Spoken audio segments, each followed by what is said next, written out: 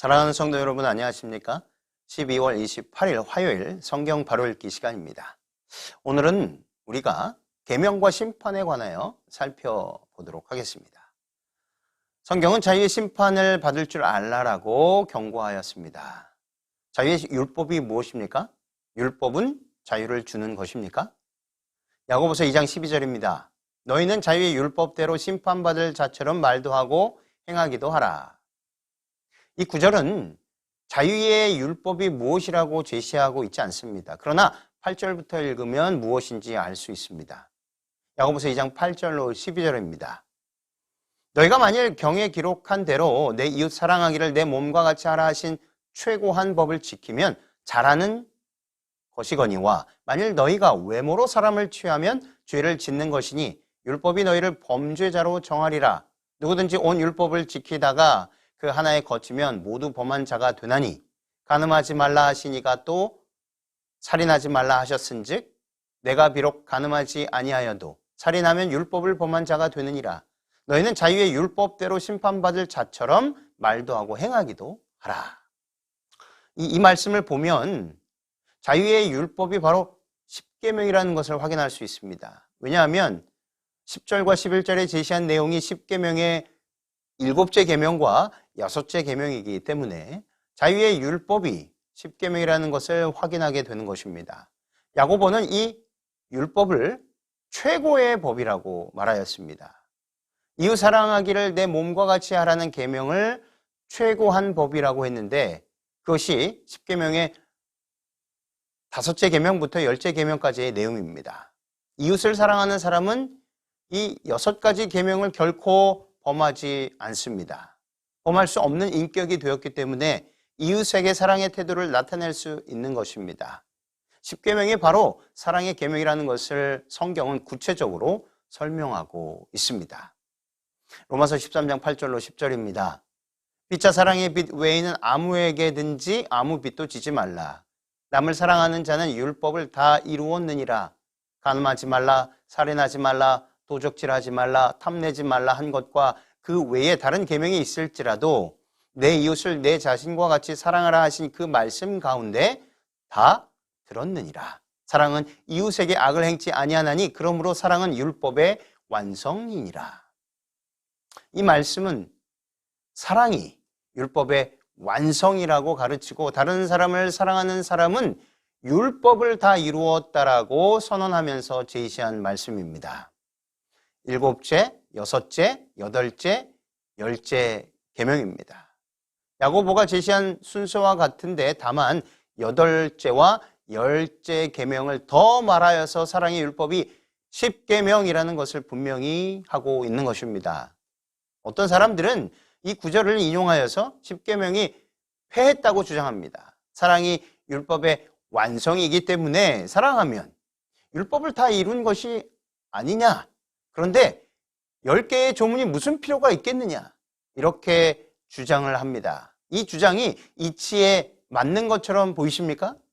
사람들이 이런 주장을 할 것을 예견하고 사도 바울은 이렇게 표현한 것입니다.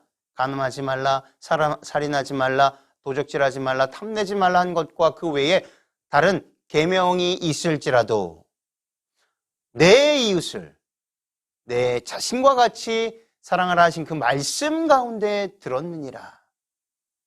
7째, 6째, 8째, 10째 계명을 나열하고 마지막에 그 외에 다른 계명이 있을지라도 라고 언급한 것입니다. 이 네 계명 외에 6계명이 더 있지 않습니까? 첫 번째, 두 번째, 세 번째, 네 번째, 5번째, 그리고 9째 계명이 있습니다. 그런데 이 모든 계명 조문이 내 이웃을 내 자신과 같이 사랑하라 하신 그 말씀 가운데 온전히 다 들었느니라 라고 한 것입니다. 이웃 사랑하기를 자기 몸과 같이 하라는 말씀으로 10계명은 필요 없게 되었다라고 했을까요? 이웃을 사랑하라는 말씀 안에 다 들어있다라고 했습니까? 이 말씀은 이웃 사랑하는 사람은 이 10조문을 다 준행하는 사람들이라는 말입니다. 그런데 사랑만 하면 조문으로 된 이 10계명은 다 폐하고 준행하지 않아도 된다는 논리는 말이 되지 않습니다. 사랑한다면 최소한 이 10개의 조문은 실천하게 된다라고 외치는 것입니다. 그래서 성경은 이렇게 말합니다. 요한일서 5장 2절로 3절입니다. 우리가 하나님을 사랑하고 그의 계명들을 지킬 때에 이로써 우리가 하나님의 자녀 사랑하는 줄을 아느니라. 하나님을 사랑하는 것은 이것이니 우리가 그의 계명들을 지키는 것이라. 그의 계명들은 무거운 것이 아니로다. 이웃 사랑하고 하나님 사랑하는 것이 무엇입니까? 그것은 하나님의 계명들을 지키는 것이라고 확실히 선언하고 있지 않습니까? 그런데 그런 것을 전혀 하지 않으면서 하나님을 사랑한다고 말하는 것은 거짓되이 말하는 것과 같습니다. 요한일서 4장 20절로 21절 보겠습니다. 누구든지 하나님을 사랑하노라 하고 그 형제를 미워하면 이는 거짓말하는 자니 보는 바 그 형제를 사랑하지 아니하는 자가 보지 못하는 바 하나님을 사랑할 수가 없느니라. 우리가 이 계명을 주께 받았나니 하나님을 사랑하는 자는 또한 그 형제를 사랑할지니라. 로마서의 가르침은 이웃을 사랑하는 것이 율법의 완성이라고 결론을 내리고 있는 것입니다. 이것이 자유하게 하는 온전한 율법입니다. 생명의 자유, 생활의 자유는 법률의 보장이 필요합니다. 그러므로 모든 율법은 자유하게 하는 율법이 되는 것입니다. 이것은 범죄를 방지하는 장치이기 때문입니다. 하나님의 율법인 십계명은 생명의 도로서 이 길을 걸을 때에만 사망의 위험에서 안전하고 자유롭다라는 것을 우리들이 기억해야 할 것입니다. 죄를 짓지 않게 방지하고 의를 유지하는 길을 보이기 때문입니다. 하나님의 생명을 더욱 풍성하게 유지하는 길이 바로 생명의 도가 아니겠습니까? 이 자유의 율법으로 심판받는다고 성경은 분명히 가르치고 있습니다. 왜냐하면 자유하게 하는 율법은 온전한 율법이기 때문입니다. 야고보서 1장 25절에 자유하게 하는 온전한 율법을 들여다보고 있는 자는 듣고 잊어버리는 자가 아니요 실행하는 자니 이 사람이 그 행하는 일의 복을 받으리라. 이 율법 앞에서 사람은 온전하지 못한 것이 드러날 때 그가 죄인이라는 선고를 받게 되는 것입니다. 그래서 율법은 정죄의 직분을 가졌다고 성경이 말하고 있는 것입니다. 고린도후서 3장 9절에 정죄의 직분도 영광이 있은즉 의의 직분은 영광이 더욱 넘치리라. 로마서 7장 9절로 11절입니다. 전에 법을 깨닫지 못할 때에는 내가 살았더니 계명이 이름에 죄는 살아나고 나는 죽었도다.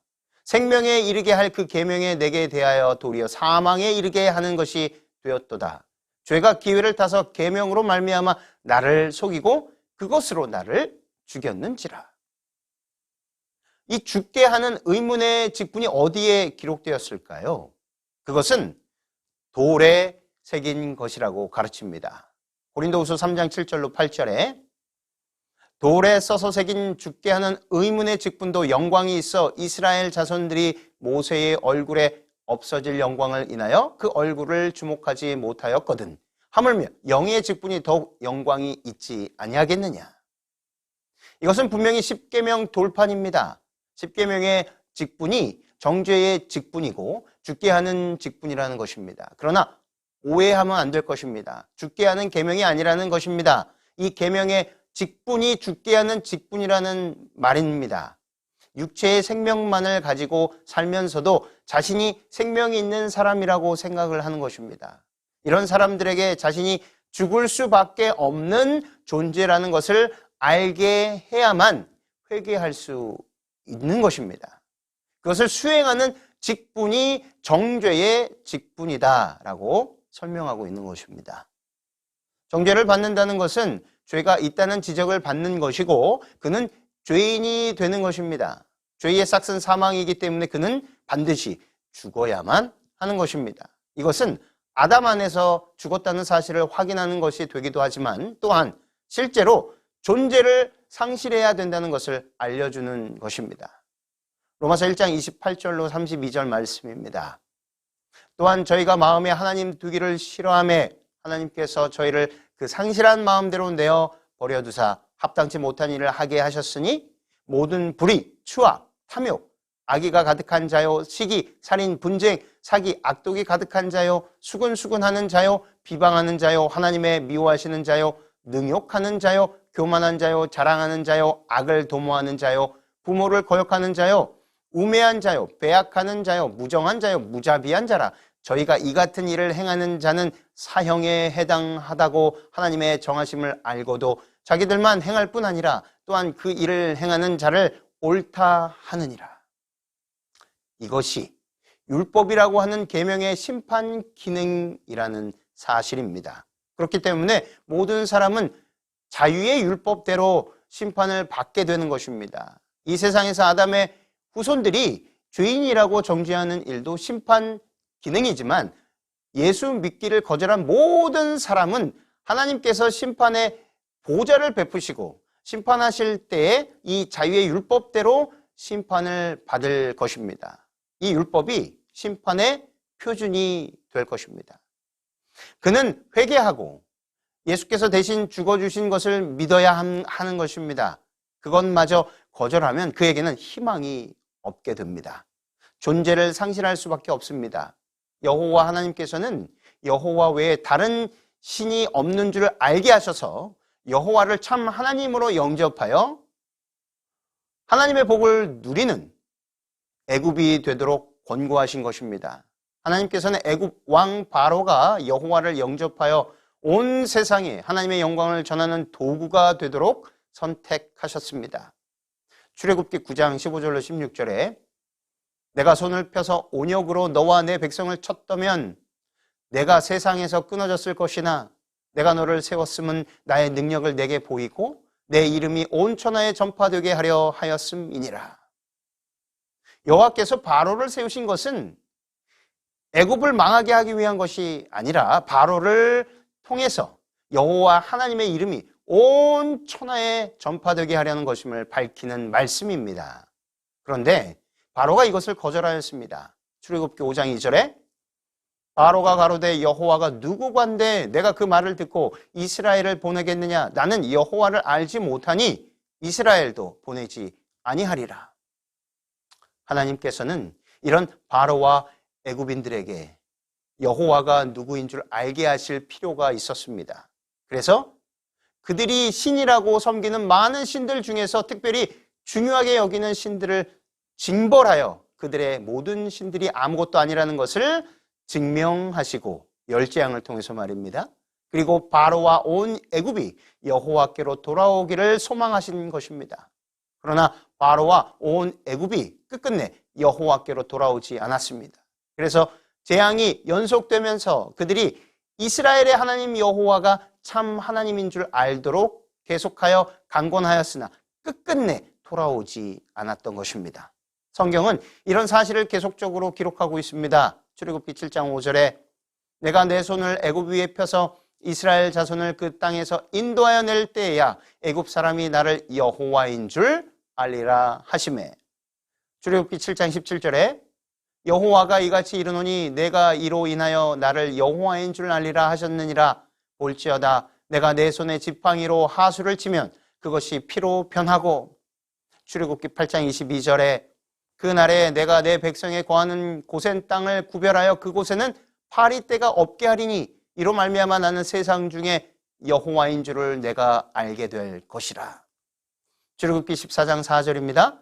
내가 바로의 마음을 강팍해 한즉 바로가 그들의 뒤를 따르리니 내가 그와 그 온 군대를 인하여 영광을 얻어 애굽 사람으로 나를 여호와인 줄 알게 하리라 하시매 무리가 그대로 행하니라. 출애굽기 14장 18절입니다. 내가 바로와 그 병거와 마병으로 인하여 영광을 얻을 때야 애굽 사람들이 나를 여호와인 줄 알리라 하시더니. 신약 성경에도 하나님의 이런 심정에 대하여 기록해 놓았습니다.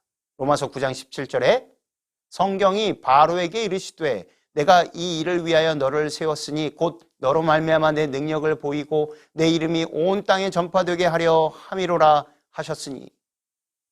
성경은 여호와께서 바로의 마음을 강팍하게 하셨다라고 기록되었는데 이 말씀을 어떻게 이해해야 하겠습니까? 강팍하다라는 것이 무슨 뜻인지 근래에 고고학적 발굴을 잘 알게 되었는데 강팍, 완악 등으로 번역된 히브리어는 하자크, 카샤, 카베드입니다. 하자크는 거칠고 강하다라는 뜻이고 카샤는 목이 곧다라는 뜻이며 카베트는 무겁다라는 뜻입니다. 이 단어들은 일반적으로 사용되는 단어이지만 또한 이집트 신화에서 죽은 사람을 심판할 때에 판결하는 단어로도 사용되었습니다. 죽은 자는 그 심장을 진실의 저울에 달아보게 되어 있었습니다. 선층에 달아보는데 한쪽 접시에는 죽은 자의 심장을 놓고 다른 접시에는 깃털 하나를 놓습니다. 그 심장의 무게가 깃털과 같거나 더 가벼우면 그는 의인으로 판정되어 신의 세계에 들어가고 무거우면 악인으로 판결되어 지옥에 들어가야 했었습니다. 이때 깃털보다 무거운 심장의 사람에게 카베트, 카샤, 하자크 등의 판결을 내리는 것입니다. 이 판결은 너는 신이 될 수 없다는 뜻입니다. 이 사실을 알고 보면 여호와께서 바로의 마음을 카베트, 무겁게 하게 하셨다는 말은 그가 신이 아니라는 선언을 하시는 것입니다. 바로는 국민들에게 신으로 추앙되었기 때문에 그렇게 된 것입니다. 그래서 내가 여호와인 줄 알리라고 선언하신 것입니다. 바로는 신이 아니고 사람일 뿐이었습니다.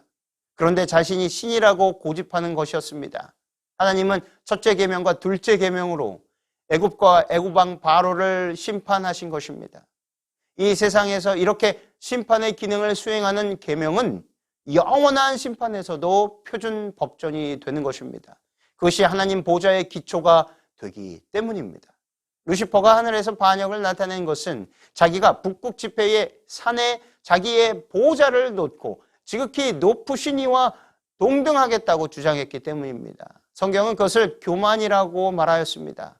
디모데전서 3장 6절에 새로 입교한 자도 말지니 교만하여져서 마귀를 정죄하는 그 정죄에 빠질까 하미요. 성경은 새로 입교한 사람을 교회의 장로로 선출하지 않도록 지도합니다.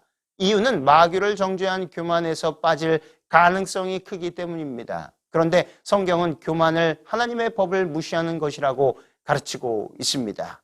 시편 119편 85절에 주의 법을 쫓지 아니하는 교만한 자가 나를 해하려고 웅덩이를 팠나이다. 주의 법, 곧 여호와 하나님의 율법을 따르지 않는 자가 교만한 자라고 말씀합니다. 사람들이 일반적으로 생각하는 교만과 성경이 정의한 교만의 근본적 의미의 차이를 볼 수 있는 것입니다. 사람들은 잘난 척하고 뽐내며 건방진 사람을 교만하다고 하지만 사람이 보기에 겸손해도 하나님의 법을 무시하면 하나님께 교만한 것입니다. 인간 사이의 교만에 대하여서도 심판날에 하나님께서 물으시겠지만 근본적으로는 하나님께 교만한 것에 대하여 물으실 것입니다. 그래서 여호와의 규례를 지키는 자들을 겸손한 자라고 성경은 정의하고 있는 것입니다. 하나님께서 보시는 교만과 겸손이 다 하나님의 율법에 의하여 정의되는 것을 우리는 유의해야 합니다. 천사들과 사람들의 정죄와 무죄가 율법에 대한 그들의 태도에 달려있다는 것을 성경은 이렇게 가르치고 있는 것입니다. 그러나 심판의 표준이 하나님의 계명이 되는 것이 당연하지 않겠습니까? 다른 말로 표현하면 하나님 자신이 계명이요 율법이 되는 것입니다. 그분이 율법의 제정자이시기 때문입니다.